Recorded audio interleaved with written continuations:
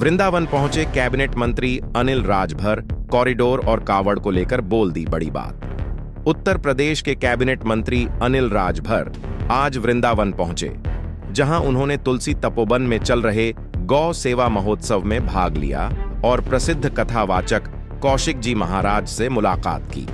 Media से बातचीत करते हुए अनिल राजभर ने कहा कि आज यहां आकर महाराज जी का आशीर्वाद मिला, वहीं हमारी संस्कृति और आध्यात्मिक परंपराओं को युवाओं तक पहुंचाने और उसका एहसास कराने का काम इस पावन धरती से हो रहा है। इसी के साथ कॉरिडोर विवाद पर बोले कि जितने भी श्रद्धालु देश दुनिया से आ रहे हैं उनका ख्याल रखना ये सरकार की जिम्मेदारी है, और जो लोग सदियों से वहां पर रह रहे हैं उनकी चिंता करना भी हमारा कर्तव्य है, क्योंकि वो लोग भी हमारे हैं। और जो भी बात मेरे तक आएगी मैं कल कैबिनेट की बैठक में मुख्यमंत्री से उसकी चर्चा करूंगा और ये विश्वास जरूर दिलाऊंगा कि किसी का भी अहित नहीं होगा, सबका हित होगा। सरकार की तरफ से ये आश्वस्त करता हूं। वहीं कांवर यात्रा में होने वाले दंगे के सवाल पर बोले कि मुख्यमंत्री ने स्पष्ट कर दिया है कि किसी को भी कानून हाथ में लेने की जरूरत नहीं है। जिसे भी जो भी शिकायत है वो पुलिस में शिकायत करें, पुलिस अपना काम करेगी। इसी के साथ उन्होंने अपने श्रम विभाग के द्वारा श्रमिकों के लिए नई योजना श्रम योजना के बारे में बताया कि इसमें केंद्र सरकार की मदद से शहरी श्रमिकों के लिए रहने खाने की व्यवस्था सरकार करने जा रही है। हमारे श्रमिकों के बच्चे भी डॉक्टर बन सकें, उसके लिए भी केंद्र सरकार की मदद से प्रदेश में 2 मेडिकल कॉलेज विकसित करने का रहे हैं। हमने अटल विद्यालय योजना चलाई है, जिसमें श्रमिकों के बच्चे को भी विश्व स्तर की शिक्षा मिल रही है। ये भारत की जो आध्यात्मिक ताकत है, हमारी जो शक्ति है, अभी महाकुंभ के दौरान पूरी दुनिया ने उसका एहसास किया, उसको महसूस किया। आज पूज्य महाराज जी के, कौशिक जी महाराज जी के चरण में बैठने का मुझे अवसर मिला। आप सब इतना बड़ा काम कर रहे हैं। हमारी जो परंपराएं हैं, हमारी जो संस्कृतियां हैं, वो आने वाली पीढ़ी तक पहुंचे।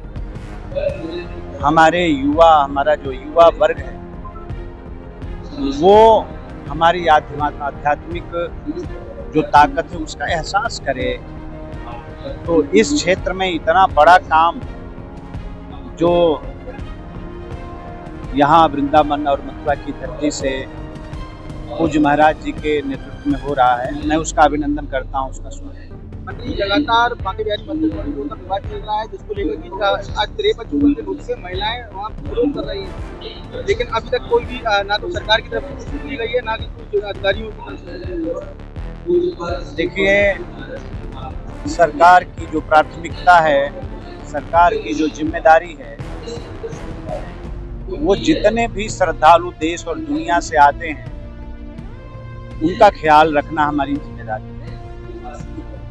जो लोग वहाँ पे सदियों से रह रहे हैं उनकी चिंता करना भी हमारा कर्तव्य है, वो भी हमारे अपने ही। मैं आज आया हूँ, अगर किसी प्रकार की कोई बात अगर मुझ तक आई तो मैं श्रद्धेय मुख्यमंत्री जी तक उसको पहुँचाऊँगा। कल कैबिनेट की बैठक भी है, मैं उस पर निश्चित चर्चा करूँगा और इतना जरूर विश्वास दिलाना चाहता हूँ कि किसी का भी अहित नहीं होगा, सबका हित होगा। सरकार की तरफ से मैं सबको आश्वस्त उन लोगों का और एक पावर ये जो है बहुत सारे लोगों के सामने आ रहे हैं, बहुत ज्यादा ऐसे लोगों ने कल स्पष्ट कर दिया है श्रद्धेय मुख्यमंत्री जी ने। धैर्य से अगर किसी को कोई शिकायत है तो पुलिस को बतावे, और कहीं उपद्रव करने की आवश्यकता नहीं है, कहीं किसी के साथ मारपीट करने की आवश्यकता नहीं है। किसी को कोई शिकायत है तो वो पुलिस को बतावे, प्रशासन उसकी कार्रवाई सुनिश्चित। हम उन्हीं की बात कर रहे हैं। किसी को भी किसी प्रकार की कोई शिकायत है तो वो पुलिस को बतावे, कोई कानून हाथ में लेने की किसी का आवश्यकता नहीं। श्रम के लिए आप कोई नया क्या प्लान बना रहे हैं?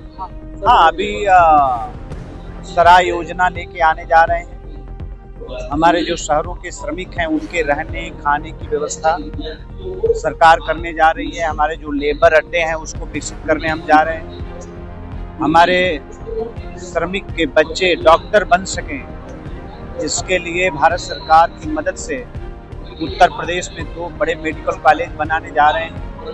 अभी हमने अटल आवासीय विद्यालय बनाया है। प्राथमिक जो शिक्षा होती है वो विश्व स्तरीय आज मजदूर के बच्चों को मिल रही है। तो आगे ये कार्यक्रम हम लोगों को चला